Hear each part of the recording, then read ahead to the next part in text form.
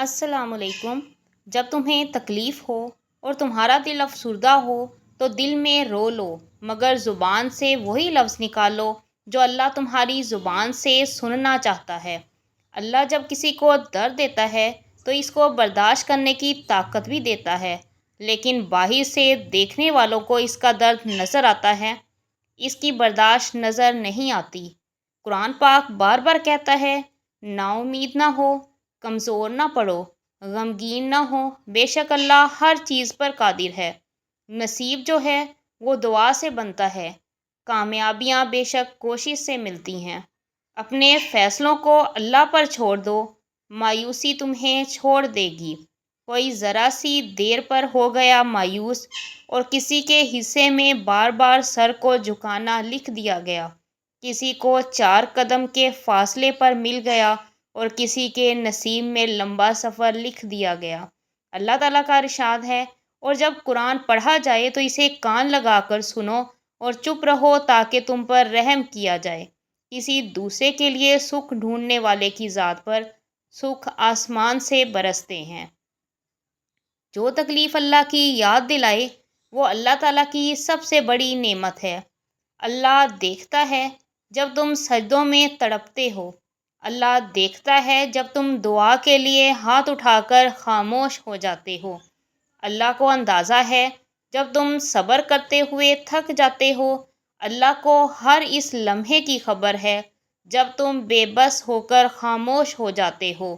یقین رکھو، صبر رکھو، امید لگانے والوں کو اللہ کبھی نا امید نہیں ہونے دیتا۔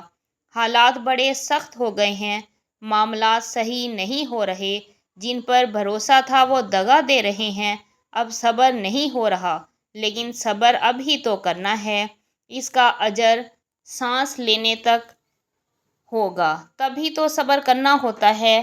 میری مانو، تھوڑا صبر کرو، وقت بدل جائے گا۔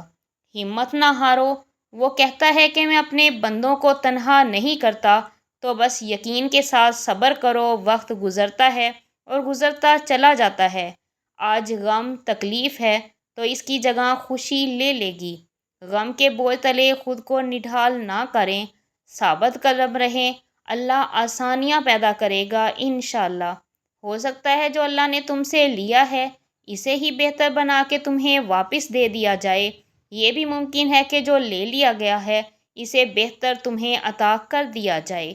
جب لوگ تمہیں تکلیف میں اکیلا چھوڑ دیں تو جان لو کہ اللہ تمہارے کام کا ذمہ خود لینا چاہتا ہے۔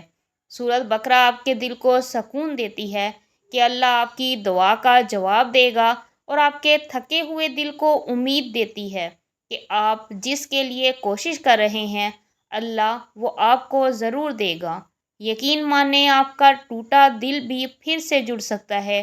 یہ جتنا مردہ محسوس ہو رہا ہے نا، اس سے زیادہ زندگی کے لیے پھر سے جی اٹھ سکتا ہے۔ بھول گئے کس رب نے بنایا تھا جو مردہ مٹی کو بارش کے بعد زندہ ہو جانے کی مثال دیے ہوئے ہے؟ اس کی باتوں پر کبھی غور نہیں کیا؟ جہاں یہ مثال قیامت میں مردوں کے پھر سے جی اٹھنے کی طرف اشارہ کرتی ہے، وہاں آپ کے دل کے لیے بھی اس میں امید ہونی چاہیے۔ بس اللہ کے معاملے اتنا سوچا نہ کریں، آنکھیں بند کر کے اعتبار کر لیا کریں کہ یہ تو معجزوں کا راستہ ہے۔ دنیا کی زندگی آخرت کے مقابلے میں ایک متاع قلیل کے سوا کچھ بھی نہیں۔ جس کے کام رب سنوارتا ہے اس کے کام بندے کیسے بگاڑ سکتے ہیں؟ 3 طریقوں سے پریشانی خوشی میں بدل جاتی ہے۔ خاموش رہنا، خاموش رہنے سے پریشانی کم ہو جاتی ہے۔ صبر کرنا، صبر کرنے سے ختم ہو جاتی ہے۔ شکر کرنا، شکر کرنے سے خوشی میں بدل جاتی ہے۔ اپنے رب سے رجوع کرنے کے لیے زندگی میں جب بھی خود کو تنہا پاؤ، دنیا کا ہر اپنا تم سے منہ موڑ چکا ہو، تب یاد کرنا اللہ نے تمہیں تنہا اپنی قربت حاصل کرنے کے لیے کیا ہے، اپنے رب سے رجوع کرنے کے لیے کیا ہے۔ زندگی کا سفر ایک ٹرین کے سفر جیسا ہے جس میں آپ کو ہزاروں لوگ ملیں گے جو اپنی اپنی منزل پر اتر جائیں گے، اور یہ بھی عین ممکن ہے کہ آپ کی منزل تکلیفوں سے خالی ہو، اور اس دنیا میں اللہ کی سب سے بڑی نعمت زندگی ہے۔ کسی ایک غلط فیصلے، غلط انسان، غلط ٹرن کی وجہ سے اپنی ساری زندگی میں برباد کر لینا اللہ کی سب سے بڑی نعمت کی ناشکری ہے۔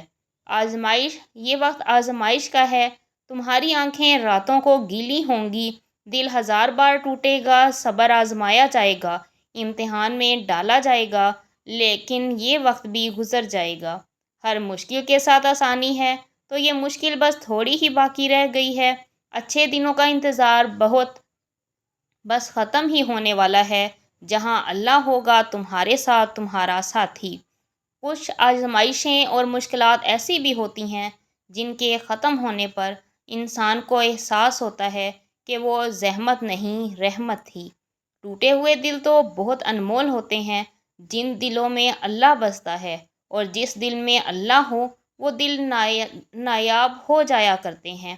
سارے دکھ 3 لفظوں پر آ کر ختم ہو جاتے ہیں: اللہ ہے نا۔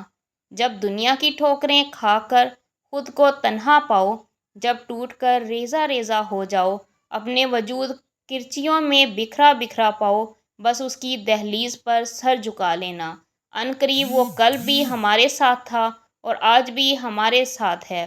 تمہارے رب نے تم کو ہرگز نہیں چھوڑا اور نہ وہ ناراض ہوا ہے۔ اپنا اور دوسروں کا خیال رکھیں، خوش رہیں، خوشیاں بانٹیں۔